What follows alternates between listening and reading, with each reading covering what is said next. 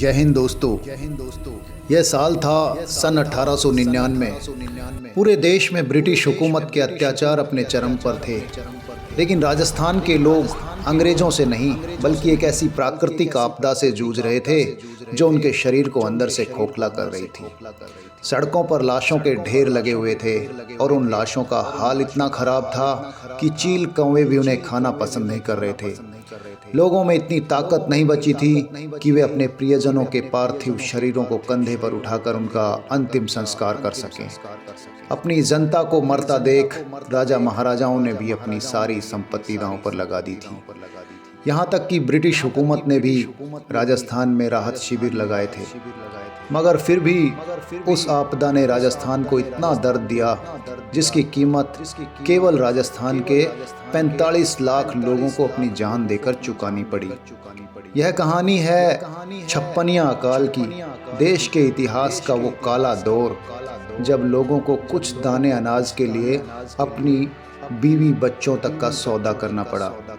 अगले कुछ मिनटों में आप राजस्थान के लोगों के ऐसे संघर्ष के बारे में सुनेंगे जिससे आपकी आंखों में दर्द के आंसू आ जाएंगे। भारत के इतिहास के सबसे भयंकर अकाल की कहानी शुरू होती है साल 1899 में थार रेगिस्तान से। उस वक्त 2,38,000 वर्ग किलोमीटर में फैले इस मरुस्थल में दूर दूर तक सिर्फ रेत के टीले, सूखे पेड़ और गर्म हवाओं के अलावा कुछ नहीं था। ना नदी, ना तालाब, ना ही हरे भरे जंगल। इसलिए यहाँ रहने वाले लोग पीने के पानी और अनाज की खेती के लिए बारिश के पानी पर ही निर्भर थे। हमेशा की तरह उस साल भी राजस्थान के लोग बारिश के मौसम में बादलों को निहार रहे थे। लेकिन एक सप्ताह बीता, फिर 2 सप्ताह और फिर पूरी वर्षा ऋतु, लेकिन आसमान से पानी की एक बूंद भी नहीं बरसी, जिस वजह से राजस्थान के किसान ना तो फसल बो सके और ना ही पशुओं के लिए चारा उपलब्ध हो सका। धीरे धीरे प्रदेश में पानी की कमी आने लगी। लोगों को एक बर्तन पानी के लिए कई किलोमीटर चलना पड़ता था। लेकिन यह तो बस शुरुआत थी, क्योंकि भारत के इतिहास का सबसे क्रूर काल अब अपना रौद्र रूप दिखाने वाला था। अब धीरे धीरे अनाज के भंडार खाली होने लगे, लोग पानी की एक बूंद के लिए तरसने लगे और पूरा प्रदेश इस भयंकर अकाल की चपेट में आ गया। अब वैसे तो यह अकाल वर्ष 1899 में आया था, लेकिन उस वक्त विक्रम संवत का वर्ष 1956 चल रहा था, इसलिए स्थानीय लोग इसे छप्पनिया अकाल के नाम से पुकारने लगे। जबकि अंग्रेजों ने गैजेटियर में यह काल द ग्रेट इंडियन फेमिन 1899 के नाम से दर्ज किया। छप्पनिया अकाल ने सबसे पहले राजस्थान के बीकानेर, जैसलमेर, जोधपुर, जयपुर और नागौर में हाहाकार मचाया, लेकिन धीरे धीरे इसका असर पूरे राजस्थान में दिखने लगा और उसके बाद गुजरात, पंजाब, मध्य भारत के कई क्षेत्र भी इसकी चपेट में आ गए थे। अब किसी भी सामान्य अकाल की तरह इसकी भी शुरुआत पानी और अनाज की कमी के साथ होती है, जिसका सामना करने के लिए स्थानीय लोग शुरुआत के दिनों में 2 बार की जगह 1 बार खाना शुरू करते हैं, फिर 2 दिन में 1 बार खाना शुरू करते हैं। लेकिन फिर हालात इतने ख़राब होने लगे कि लोगों को कई दिनों तक खाने का एक निवाला तक नसीब नहीं हो रहा था। एक तरफ भयंकर अकाल और दूसरी तरफ थार मरुस्थल की 50 से 52 डिग्री की गर्मी लोगों को जीते जी नरक का अनुभव करवा रही थी।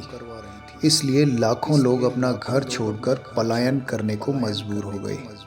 लेकिन भूखे और प्यासे लोग पलायन करते हुए रास्तों में ही मारे जा रहे थे, यानी ना अपने घर में रहने में भलाई थी और ना ही पलायन करने में। ये ठीक एक तरफ कुआं, दूसरी तरफ खाई वाला मंजर था। लेकिन सबसे बड़ी दिक्कत यही थी कि कुआं भी सूखा था और खाई भी। पेट भरने के लिए राजस्थान के लोगों ने रोटी और सब्जी के बजाय राबड़ी पीकर दिन काटना शुरू किया। लेकिन धीरे धीरे दूध और राबड़ी भी खत्म होने लगी, क्योंकि किसानों के पास अपनी गायों को खिलाने के लिए चारा तक नहीं था। इसलिए गाय, भैंस और बकरी जैसे दुधारू पशु भूख की वजह से तड़प तड़प कर मरने लगे। अपने प्यारे पशुओं को मरता देख लोग तड़प रहे थे, लेकिन कुछ कर नहीं पा रहे थे। ऐसे ही कुछ हाल प्रदेश के बाकी पशु पक्षियों का भी था। धीरे धीरे जानवरों की संख्या भी तेजी से कम होने लगी। वहीं दूसरी तरफ भूख से तड़प रहे लोग अब तरबूज और ककड़ी के बीजों को भूनकर खाने लगे थे। उस जमाने में राजस्थान में बेर बहुत हुआ करते थे, इसलिए लोगों ने रोटी की जगह बेर खाना शुरू किया। लेकिन कुछ ही समय में बेर भी खत्म होने लगे, जिसके बाद लोगों ने खेजड़ी के पेड़ की सूखी सांगरी यानी खोखा खाना शुरू किया। मगर एक समय पर वो सभी पेड़ भी पूरी तरह से खाली हो गए। लोग भूख से इतने तड़प रहे थे कि उन्होंने सूखे हुए खेजड़ी के पेड़ों की छाल को पीसकर उसे थोड़े से पानी में मिलाकर पीना शुरू किया। यहाँ तक कि बच्चे खेत के आसपास लगी हुई सूखी कांटेदार घास को अपने मासूम हाथों से उठाकर नंगे पांव चलते हुए अपनी माँ के पास ले जाते थे। फिर परिवार वाले कांटों के बीच से छोटे छोटे बाजरे के दाने जैसे बीज छुपे रहते हैं, उन्हें बड़े धीरज से बीन कर इकट्ठा करते और फिर उनको उबाल कर खाते थे। इस भुखमरी में शाकाहारी लोगों को सांप और नेवला पकड़कर खाने के लिए भी मजबूर कर दिया था। यहाँ तक कि कुछ मनुष्य तो नरभक्षी हो गए थे, यानी जब उन्हें भूख प्यास से मरा हुआ कोई व्यक्ति दिखता तो वह उसके शरीर से मांस निकालकर खाने लगते। जिंदा रहने की जिद में उन्होंने वह सब कुछ किया जो करना संभव हो सकता था, लेकिन भूख ने लोगों के शरीर को चूसना शुरू कर दिया। रात दिन भूखा रहने की वजह से उनके शरीर का मांस गायब हो चुका था। भूख ने उनका खून तक चूस लिया था। उनके शरीर की हड्डियां भी दिखने लगी थी। लोगों का शरीर ऐसा हो चुका था मानो कोई हड्डियों का कंकाल, और कमजोरी इतनी कि किसी सहारे के बिना खड़ा होना भी मुश्किल हो चुका था। बच्चों के शरीर का विकास रुक गया था। जवान लोगों का शरीर सिकुड़ने लगा था और बुजुर्गों के हालात इतने बुरे थे कि वे अपनी खटिया से खड़े तक नहीं हो पाते थे। कई लोगों ने अपने आंगन में लाठियां गाड़ रखी थी ताकि उनके सहारे उठा और बैठा जा सके। आज धन दौलत की लोभ लालच इतनी बढ़ चुकी है कि अपनों के दुश्मन हो गए हैं। लेकिन यह जानकर आप आश्चर्य में पड़ जाएंगे कि उस वक्त धन दौलत का मूल्य ना के बराबर था। हजारों लोगों के पास सोने चांदी के सिक्के हुआ करते थे, लेकिन जब उनके घर चोरी होती थी तो इन मूल्यवान धातुओं की नहीं, बल्कि उस मुट्ठी भर अनाज के दानों की, जितने दाने आजकल लोग खाते हुए अपनी प्लेट के बाहर गिरा देते हैं। यहाँ तक कि चूल्हे पर चढ़ा हुआ अनाज का घड़ा भी चोरी हो जाता था। राजस्थान और गुजरात में छप्पनिया अकाल ने भयंकर त्राहिमाम मचाया था, जो देख वहाँ की स्थानीय रियासतों के कई राजाओं ने प्रजा के लिए अपने अन्न भंडार खोल दिए थे। इनमें खरवा रियासत के राजा राव गोपाल सिंह खरवा, बीकानेर के महाराजा गंगा सिंह जी राठौड़ और मेवाड़ के महाराणा फतेह सिंह जी जैसे कई महान राजाओं का नाम शामिल है। इन राजाओं ने अपनी जनता को बचाने के लिए जगह जगह लंगर लगवाए और भूख से तड़प रहे लोगों में खिचड़ी और उबले हुए चने बंटवाए। जब पैसा खत्म होने लगा तो उन्होंने अपने इलाके के कई गांव तक गिरवी भी रख दिए, लेकिन छप्पनिया अकाल का तांडव रोक के नहीं रुक रहा था। इस वजह से राजाओं ने कई जमींदार और साहूकारों से भी मदद मांगी, जिन्होंने प्रजा के लिए खाने के कई भंडारे लगवाए। इसी बीच सन 1899 में लॉर्ड कर्जन की भारत में वायसराय पद पर नियुक्ति हुई, जिसके नेतृत्व में ब्रिटिश सरकार के अधीन आने वाले प्रदेशों में अकाल से प्रभावित लोगों के लिए कुछ राहत शिविर खोले गए, लेकिन उनमें लगभग 25% लोग ही राहत ले पाए। दरअसल उस वक्त यातायात के सुविधाएं मौजूद नहीं थी, इसलिए इन राहत शिविरों का फ़ायदा सिर्फ शहर में रहने वाले कुछ लोगों को ही मिल रहा था, जबकि दूर दराज गाँव में रहने वाले लोग अब भी भूख से तड़प रहे थे।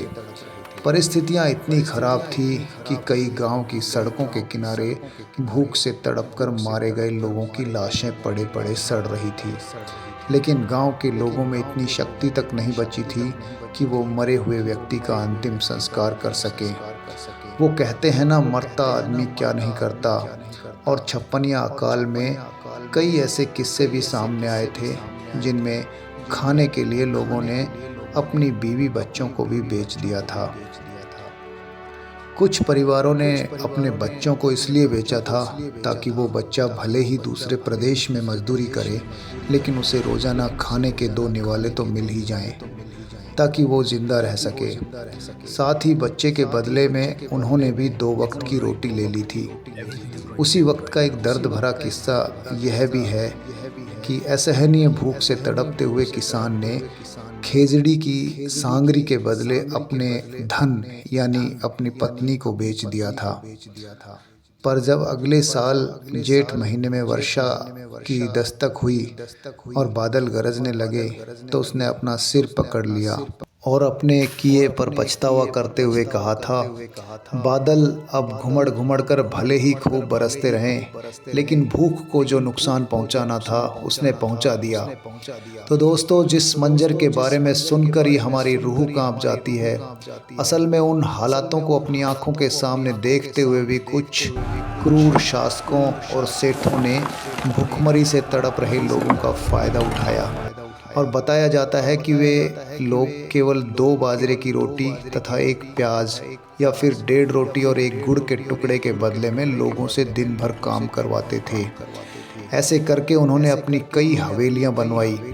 हालांकि कुछ सेठों ने कई गांवों में कुएं और जोहड़ भी खुदवाए ताकि इस त्रासदी के बाद भी कभी राजस्थान के लोगों को ऐसी परेशानी का सामना ना करना पड़े।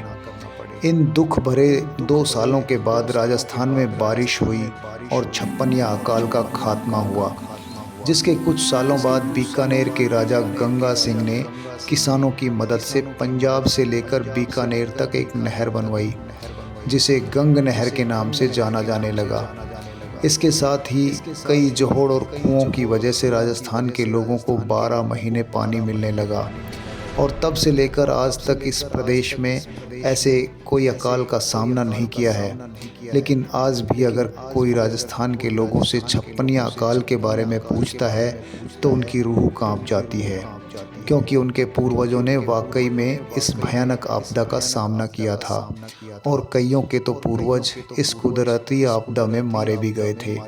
जी हाँ, सन 1908 में भारत के इंपीरियल गैजेटियर में छपे एक अनुमान के अनुसार इस अकाल से अकेले ब्रिटिश भारत अर्थात सीधे अंग्रेजी हुकूमत द्वारा शासित प्रदेशों में 10 लाख लोग भूखमरी और उससे जुड़ी बीमारियों से मौत के मुंह में समा गए थे। लेकिन कुछ इतिहासकारों का कहना है कि यह आंकड़ा असल में 40 से 45 लाख के पार पहुंच चुका था। इसी वजह से आज भी राजस्थान में 56 नंबर को अशुभ माना जाता है। तो मित्रों, ऐसे मुश्किल दौर में भी हमारे पुरखों ने हार नहीं मानी और कमज़ोर शरीर से लाठी के जरिए ही सही, लेकिन कुदरत के इस कहर के सामने डटकर खड़े रहे। उनकी हिम्मत और संघर्ष के लिए प्लीज़ लाइक और कमेंट ज़रूर कीजिए और इस वीडियो को इतना शेयर कीजिए कि हर नौजवान को भारत के इतिहास के इस मुश्किल दौर के बारे में पता चल पाए। और अगर आप इस चैनल पर नए हैं तो सब्सक्राइब करना ना भूलें। धन्यवाद। जय हिंद।